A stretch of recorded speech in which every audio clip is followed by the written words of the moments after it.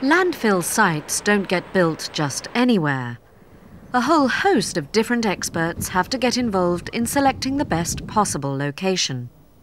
Geologists, hydrogeologists, hydrologists, chemists, soil scientists, ecologists, traffic consultants.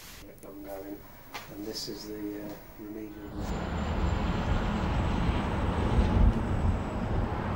A good site from an environmental point of view is something that has absolutely the right geology and hydrogeology. And this site is an excellent example of a site where there isn't very much groundwater that's usable, with very low volumes of groundwater, therefore the environmental impact of the site is limited.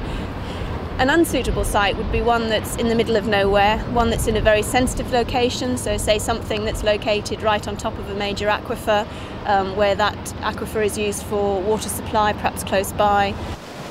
One of the main risks to consider is pollution from leachates. If the underlying rock is too porous and there are underground streams or aquifers beneath the site, the leachate could trickle down and eventually enter the groundwater, endangering drinking water supplies and polluting local watercourses. One way of minimising the risk from leachates is to engineer a liner for the site with a high degree of impermeability.